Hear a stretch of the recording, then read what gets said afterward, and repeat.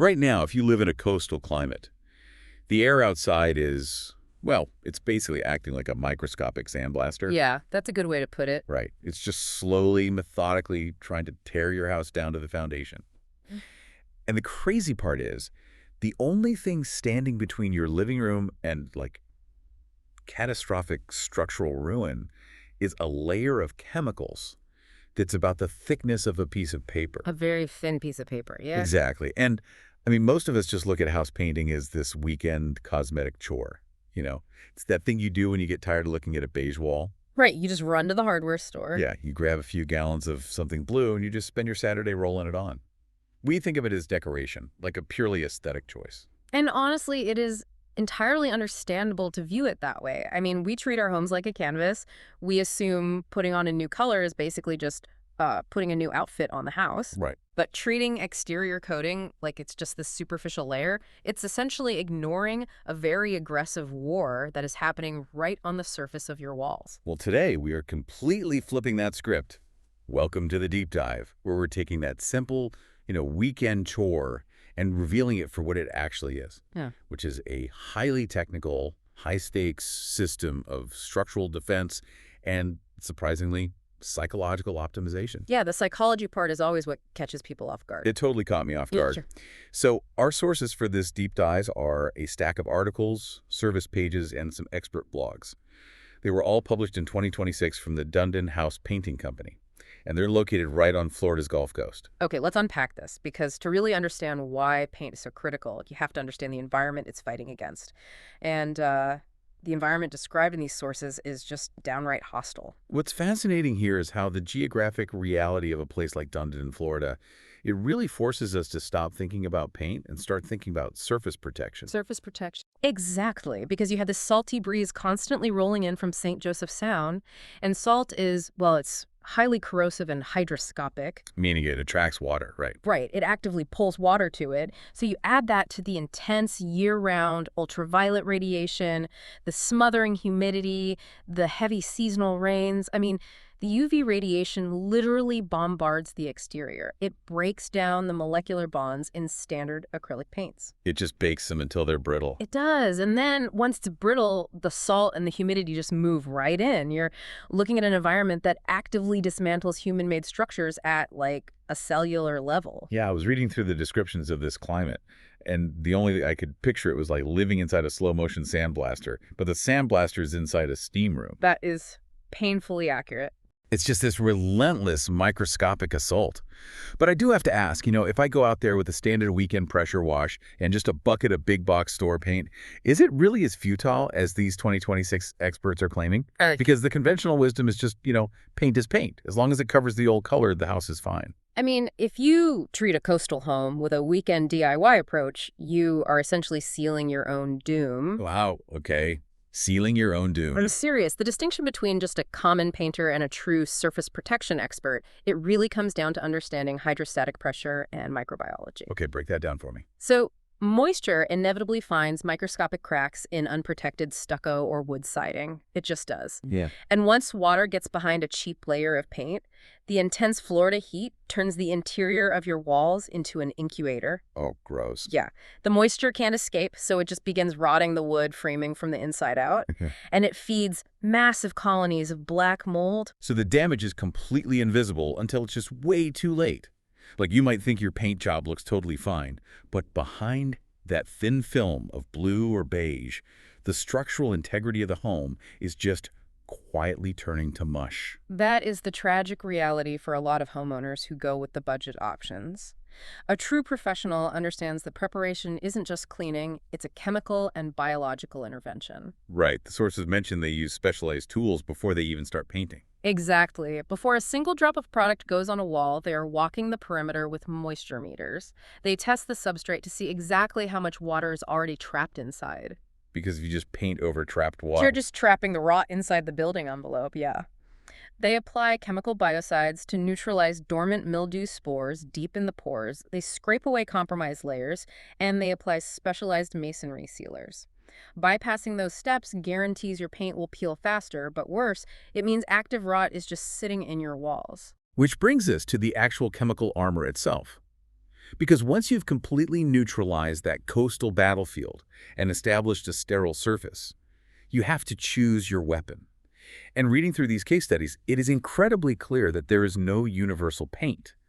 You have to match very specific chemical defenses to the building's exact architecture. Right. The architectural diversity in a place like Florida, it demands highly adaptable chemical strategies. You're essentially diagnosing a building and then prescribing a treatment. The big one they highlight is stucco, which is everywhere down there. And it's basically just a mix of cement, sand, and water. Now, as these heady structures settle into the sandy Florida soil, the rigid stucco naturally develops these tiny hairline cracks. I honestly always assumed you just, painted right over them. A lot of people do. Yeah. But if you use standard acrylic paint, the intense thermal expansion from the sun will actually cause those cracks to pop right back open in just a matter of months. So you're right back where you started. Exactly. So to combat this, the professionals use something called elastomeric paint. Elastomeric. Yeah, elastomeric coatings are just absolute marvels of polymer engineering. Because standard paint, it dries into a relatively hard, static shell. But elastomeric paint is formulated with these specialized acrylic polymers, and that allows it to remain incredibly flexible even after it fully cures.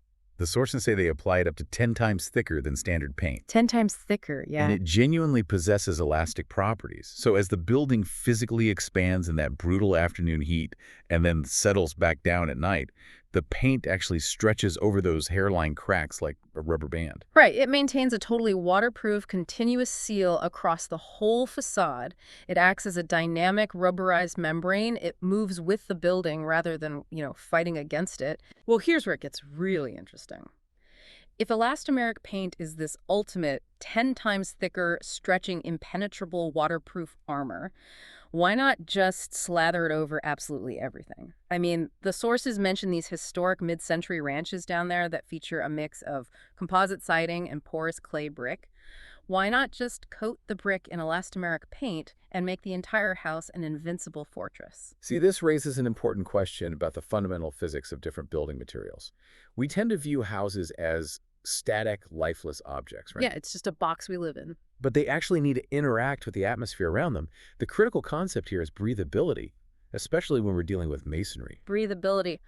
I gotta be honest, I have a hard time wrapping my head around the idea that a solid brick wall needs to breathe. It sounds super counterintuitive, I know, but brick is incredibly porous. It essentially acts like a rigid sponge. So throughout the day, clay brick absorbs ambient moisture from the humid Florida air. Then, as the afternoon sun hits that brick, the temperature skyrockets. Okay, so the water inside gets hot. Exactly. The liquid water trapped inside heats up and transitions into vapor, and as water turns to vapor, it expands massively in volume. That pressure has to go somewhere. It needs to exhaust out of the face of the brick. Oh, I see where this is going.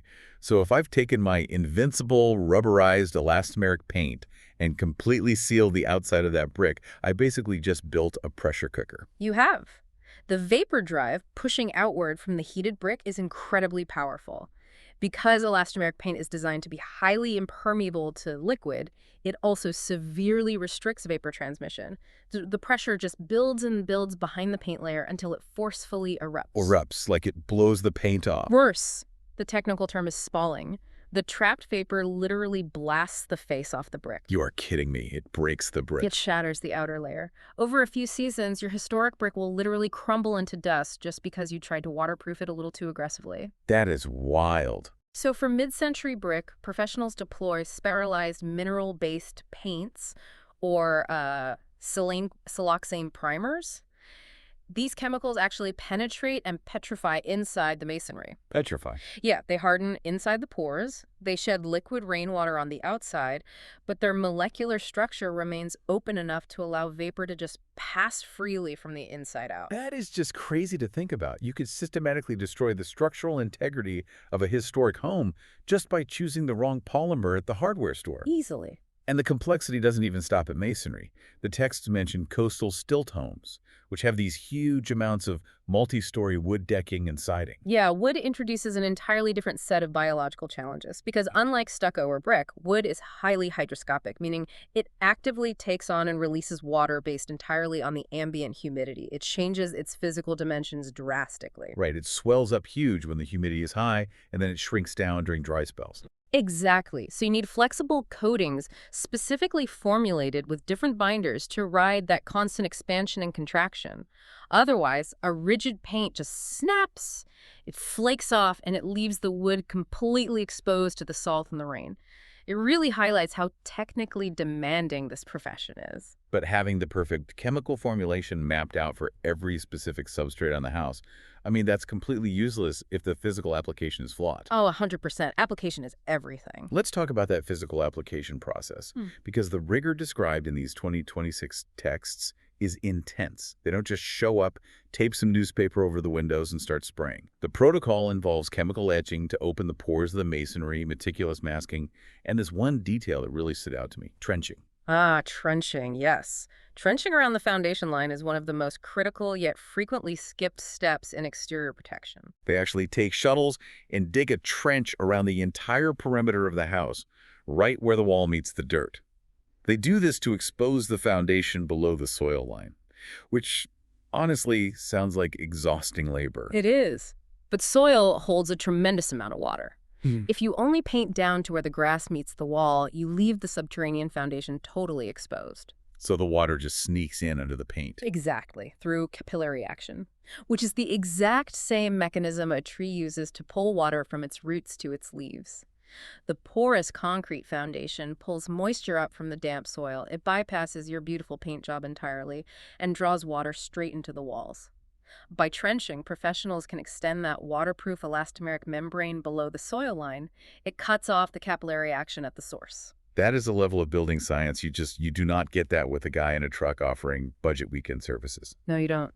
And this precision also dictates the actual technique they use to put the paint on the wall. Because we usually see contractors using airless sprayers, right? They can cover an entire house in an afternoon. And spraying does provide a nice uniform finish on the surface. But the experts at Dendon House Painting Company mandate a dual approach. They spray, but then they immediately follow it with something called backrolling. Backrolling is an incredibly labor-intensive process, but it is just non-negotiable for textured surfaces like stucco. So what does this all mean? The best analogy I could think of is putting on aerosol sunscreen at the beach. You can spray it all over your arms, and visually you have this uniform layer of sunscreen on your skin. But if you don't physically rub it in with your hands, it just sits on the tiny hairs in the very top layer of your epidermis. Right, and as soon as you hit the water, it's gone. Exactly. It washes off, and you get burned. Spraying paint onto rough stucco is exactly like aerosol sunscreen. Backrolling is the act of a professional taking a heavy, wet roller and physically forcing that freshly sprayed, highly viscous paint deep into every tiny pore, crack, and valley of the stucco. It requires immense physical effort to push the material into the substrate, but it's the only way to create that thick, impenetrable, continuous membrane. And the physical labor required to, trench an entire foundation and meticulously backroll hundreds of gallons of elastomeric paint, it profoundly affects the economics of the project. The sources actually provide some very specific 2026 pricing data that contextualizes all this. Yeah, let's get into the numbers. For a standard 1,500 to 2,500 square foot home, a premium application like the one we're describing, it ranges between $5,000 and $8,500. Now, to a lot of homeowners, dropping nearly $9,000 on paint induces serious sticker shock, especially when they know they could hire a budget contractor to pressure wash and spray some bulk contractor-grade paint for what, maybe $3,000? It is a significant upfront capital investment for sure. But if we connect this to the bigger picture, the actual math of long-term home maintenance becomes undeniable. The texts provide a really stark lifespan comparison. A budget or DIY job in this harsh coastal climate, using cheap acrylics without backrolling or trenching, it's going to begin failing in 2 to 5 years. Oh. Tops. Wow. 2 to 5 years. Yes. While the premium application, utilizing those elastomeric blends and the rigorous application techniques, that is rated to last 10 to 15 years. Okay, let's just do the math on that for a second. If you pay a budget contractor $3,000 every 4 years over a 15-year period, you've paid roughly $11,000 to $12,000. Exactly. And your house has spent a significant portion of that decade and a half looking faded, chalky, or peeling while you're just, waiting for the next paint job. Not to mention the pure disruption of having contractors taking over your property 4 separate times. Right. But the calculation goes much deeper than just the repeating cost of the paint itself. The texts heavily emphasize the catastrophic economics of secondary damage. Ah, the hidden costs. Yes. When you go with the cheap, superficial option, you are virtually guaranteeing periods where the chemical defense of your home is compromised. And as we established earlier, once that thin layer fails, the moisture gets in, the wood rots, and the mold just blooms. By investing $8,500 upfront for a comprehensive system that actively repels hydrostatic pressure for over a decade, you are preventing structural failure. We are talking about tens of thousands of dollars for full exterior wood replacement, structural framing interventions, interior drywall remediation. When you look at the total cost of ownership through that lens, cheap labor is demonstrably the most expensive choice a homeowner can make. You're basically buying a heavy-duty structural insurance policy that just happens to look fantastic from the curb. That's exactly what it is. So you spend the money, you trench, you backroll, and you essentially shrink-wrap the exterior of your home in this impenetrable, waterproof fortress. But ironically, sealing a building that tightly against the coastal weather creates a completely new set of hidden dynamics for the people living inside. Moving indoors, the conversation in these sources shifts dramatically. We go from structural defense to behavioral and psychological optimization. This is where we see the hard sciences of chemistry and environmental psychology really intersect. It's fascinating. The texts spend a considerable amount of time analyzing the strategic use of color, particularly in home offices for the massive remote workforce of 2026. They state that specific colors, like muted blues and earthy greens, directly boost daily productivity, lower stress levels, and reduce visual fatigue. Right. But I really have to push back on this. Is painting a room earthy green a genuine, measurable productivity hack? Or is this just interior design fluff? Like, does the wavelengths of green light bouncing off a wall actually change my cognitive output when I'm just trying to clear my inbox? It is very easy to dismiss color psychology as subjective interior design, I get that. But the texts validate this assertion through the lens of cognitive load and human evolutionary biology. Okay, evolutionary biology. Yeah. Think about it. When you are staring at a bright monitor for 8 hours, surrounded by stark white walls or aggressive, highly saturated colors, those wavelengths require more metabolic energy for your eyes to continuously process. It leads to severe visual cortex fatigue, which triggers subtle, continuous stress spikes in your nervous system. So it's a literal physical strain on the brain. Exactly. Muted blues and earthy greens have lower light reflectance values. They mimic the natural environments our brains actually evolved to process effortlessly. Being enveloped in those specific wavelengths actively lowers your resting heart rate. It removes environmental friction, allowing a remote worker to sustain deep concentration for much longer periods without experiencing a cortisol spike or that horrible afternoon crash. That is fascinating. But as I read further into the sources, they point out that the true hidden productivity hack here isn't actually the color itself. It's the chemical composition of the paint that's delivering that color. We're talking about zero VOC materials. Yes. VOCs, or volatile organic compounds, are the hidden danger of a tightly sealed home.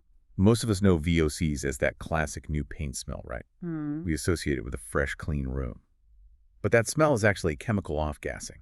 Standard paints use these really powerful chemical solvents to keep the paint liquid while it's in the can. And as the paint dries on the wall, those solvents just evaporate right into the air. And that off-gassing process, it doesn't just happen for a few days. It can continue on a microscopic level for years. Years. If a remote worker is sealed in an airtight, energy-efficient home office for 40 hours a week, breathing in low levels of off-gassing solvents like benzene or formaldehyde, the physiological impact is profound. They will experience chronic low-grade headaches, respiratory irritation, lethargy, and a measurable drop in cognitive function. You could literally be struggling at work, blaming yourself for having brain fog, and the culprit is literally the paint on the walls. Exactly. By mandating zero VOC paints, these premium professionals are ensuring pristine indoor air quality. You get the psychological benefit of that calming green wavelength without slowly poisoning your nervous system with the chemicals making that color. That is a massive functional upgrade for a home. It fundamentally changes the utility and health of the space. And this psychological optimization isn't just limited to residential spaces either. The sources highlight this really interesting commercial crossover trend happening in Dunedin. Commercial properties are actively abandoning the sterile, institutional white aesthetics of the past. They're utilizing these residential color strategies, the calming greens, the warm earthy tones, to actively boost employee morale and even influence consumer buying behavior. Right, because a psychologically optimized retail or office environment lowers the stress of the customer. It signals professionalism and builds subconscious trust the moment they walk through the door. But implementing this in a commercial space, or even in just a busy family home, that introduces a totally different physical demand. A calming green wall is great until it gets covered in scuff marks from a rolling office chair or a toddler's sticky hands. The aesthetics require absolute precision, sure, but they also require industrial durability. The texts highlight the necessity of advanced washable sheens in these high-traffic areas. The chemical makeup of the top coat has to be resilient enough to withstand daily scrubbing without losing its finish or its color integrity. Which brings up the actual reality of getting this highly durable, zero VOC, psychologically optimized paint onto the walls in the first place. Having contractors in your space is notoriously disruptive. It's the worst. It really is. But the experts at Dunedin House Painting Company place an enormous emphasis on something they call a clean workspace protocol.